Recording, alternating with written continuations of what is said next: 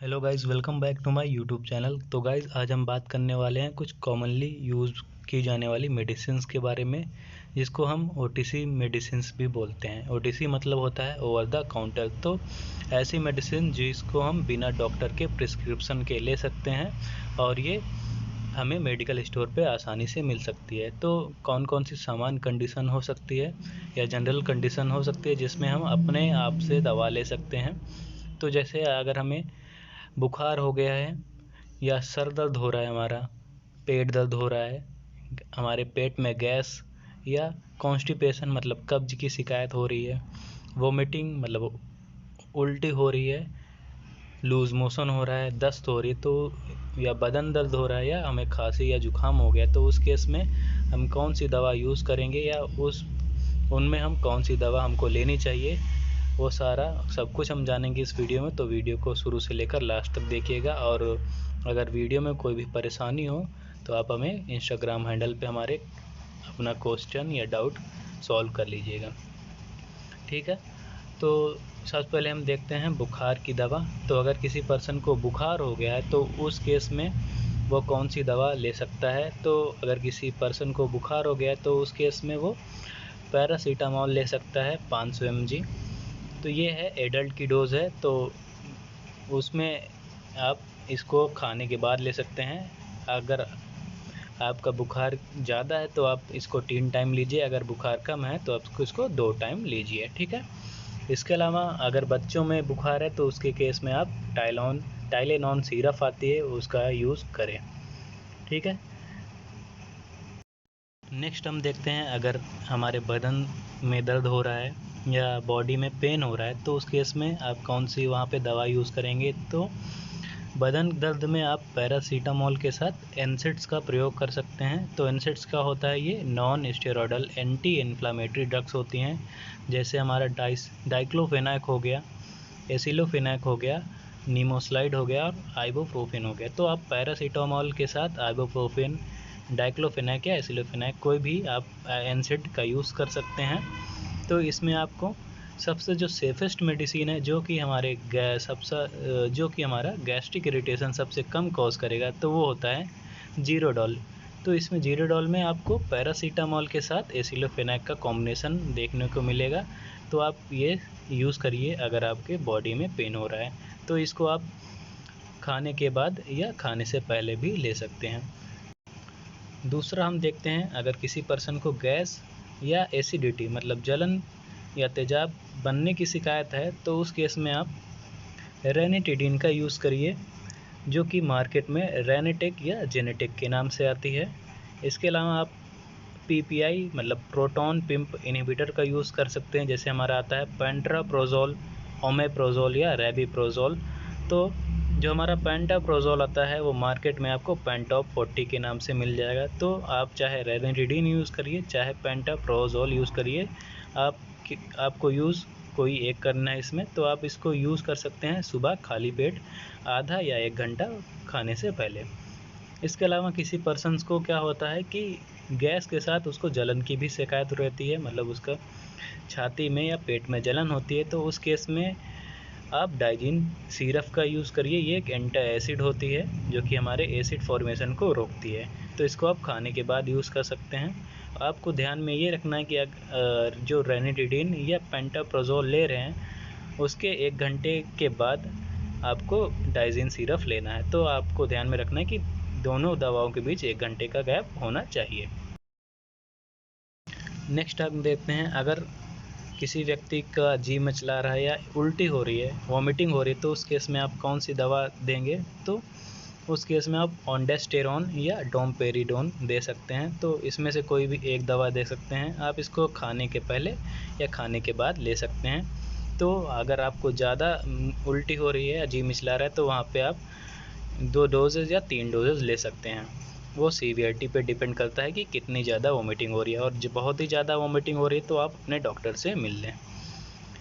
दूसरा हम देखते हैं अगर कब्ज़ की शिकायत है किसी पर्सन को, कॉन्स्टिपेशन है मतलब स्टूल पास नहीं हो रहा है, पेट साफ़ नहीं हो रहा है, तो उस केस में आप वहाँ पे बीसाकोडिल का यूज़ करिए, जो कि मार्केट में डल्कोफ्लेक्स नाम से आती है। तो इसको आप एक टैबलेट गुनगुने पानी के साथ रात को सोते समय यूज़ कर लीजिए और आपको सुबह इसका बहुत अच्छा फ़ायदा रहेगा कि आपका जो स्टूल रहेगा, मोशन रहेगा, वो अच्छे से पास हो जाएगा।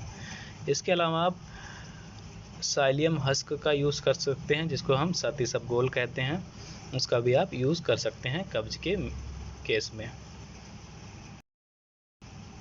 नेक्स्ट हम देखते हैं, अगर किसी पर्सन को डायरिया या दस्त वाली शिकायत है, लूज़ मोशन वाली शिकायत है, तो उस केस में कौन सी मेडिसिन वो उसको देना पड़ेगा। तो आप वहाँ पे लोपेरामाइड दे सकते हैं। ठीक है, तो लोपेरामाइड 1 टैबलेट दे दीजिए। अगर ज़्यादा दस्त हो रही है तो आप वहाँ पे 2 टैबलेट दे सकते हैं, सुबह और शाम। इसके अलावा आप वहाँ पे स्पोरोलैक दे सकते हैं। ये हमारा लैक्टिक एसिड बैसिलस होता है।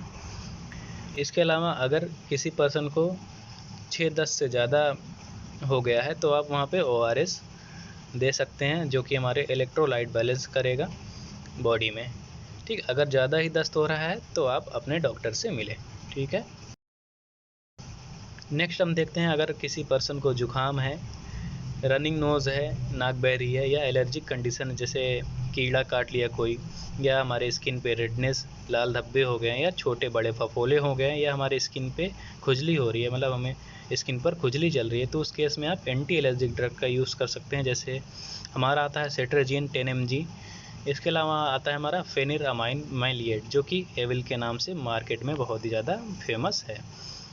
तो उसको आप 2 टाइम सुबह शाम यूज़ कर सकते हैं, या 3 टाइम यूज़ कर सकते हैं। वो सीवियरिटी पे डिपेंड रहेगा कि ज़्यादा है कि कम है। इसके अलावा अगर जुखाम है तो उस केस में आप क्रोसिन का यूज़ करिए, जो कि आपका कोल्ड और फ्लू पे दोनों पे काम करेगा। नेक्स्ट हम देखते हैं, अगर किसी पर्सन को चोट लग गई है या इंजरी हो गई है तो उस केस में आप वहाँ पे एंटीसेप्टिक ऑइंटमेंट का यूज़ करिए। तो जो मार्केट में एंटीसेप्टिक ऑइंटमेंट मिलता है वो होता है बीटाडीन। इसमें प्रोविडोन और आयोडीन सॉल्ट है। इसका आप चोट पे लगा सकते हैं इसको आप, और बैंडेज वहाँ लगा सकते हैं फर्दर इन्फेक्शन को रोकने के लिए। इसके अलावा आप एंटीबायोटिक का भी यूज़ कर सकते हैं। ठीक है, तो ये हो गया आपका चोट का इलाज। नेक्स्ट हम देखते हैं, अगर कोई पर्सन जल गया है आग से तो उस केस में आप वहाँ पे बर्नॉल क्रीम आती है, तो वहाँ पे आप बर्नॉल क्रीम का यूज़ कर सकते हैं। वो आपकी जो जला हुआ पार्ट है वहाँ पे आपको बहुत आराम पहुँचाएगा। इसके अलावा अगर किसी पर्सन को हेडेक हो रहा है, सर दर्द हो रहा है, तो वहाँ पे आप एस्पायरिन, जो कि डिस्प्रिन के नाम से आता है मार्केट में, उसका यूज़ कर सकते हैं। BD मतलब सुबह शाम, या दिन में 3 बार। इसके अलावा आप वहाँ पे पैरासीटामॉल और आइबुप्रोफेन या आइडोक्स या झंडूबाम का यूज़ भी कर सकते हैं। नेक्स्ट हम देखते हैं, अगर किसी पर्सन को पेट दर्द हो रहा है, एब्डोमिनल पेन हो रहा है, तो वहाँ पे आप डाईसाइक्लोएमाइन प्लस पैरासीटामॉल का जो कॉम्बिनेशन वाली मेडिसिन आती है वो यूज़ कर सकते हैं, या डाईसाइक्लोएमाइन और मेफिनेमिक एसिड का भी यूज़ कर सकते हैं। ठीक है, तो ये हो गया हमारा पेट दर्द।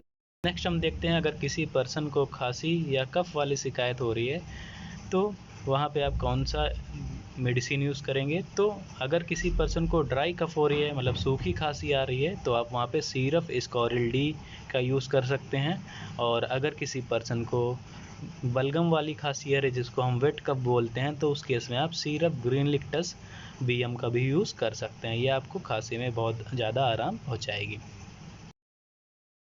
इसके अलावा हम कुछ ऑइंटमेंट्स के बारे में बात कर लेते हैं, क्रीम्स के बारे में बात कर लेते हैं। तो अगर किसी पर्सन को चोट लग गई है या कट लग गया है, मतलब किसी चीज़ से वो कट लग गया है उसको, तो उस केस में आप बीटाडीन का यूज़ करिए। इसके अलावा अगर कोई पर्सन जल गया है तो जलने पर आप सिल्फर सल्फाडाइजिन या ऊपर बताया गया, जो पहले बताया गया है, बर्नॉल क्रीम का भी यूज़ कर सकते हैं। इसके अलावा अगर कोई फंगल इन्फेक्शन हो गया है, दाँत खाज खुजली हो गई है, उस केस में आप क्लोट्रीमेज़ोल का यूज़ कर सकते हैं, जिसको आप मार्केट में क्लॉसिप नाम से भी ले सकते हैं। ठीक है, तो ये कुछ हो गया हमारा कॉमनली यूज़ की जाने वाली मेडिसिन या ओवर द काउंटर मेडिसिन। तो आई होप ये सब आपको कॉमन सामान कंडीशन में आपको यूज़ करनी है, ये सब समझ में आया होगा। कोई भी डाउट हो तो आप हमें कमेंट बॉक्स में हमारे इंस्टाग्राम हैंडल पे अपना डाउट मैसेज करके क्लियर कर सकते हैं। तो मिलते हैं नेक्स्ट वीडियो में, तब तक बने रहिए हमारे चैनल पर। लाइक, कमेंट और सब्सक्राइब करना मत भूलिएगा। कोई भी डाउट हो थैंक यू।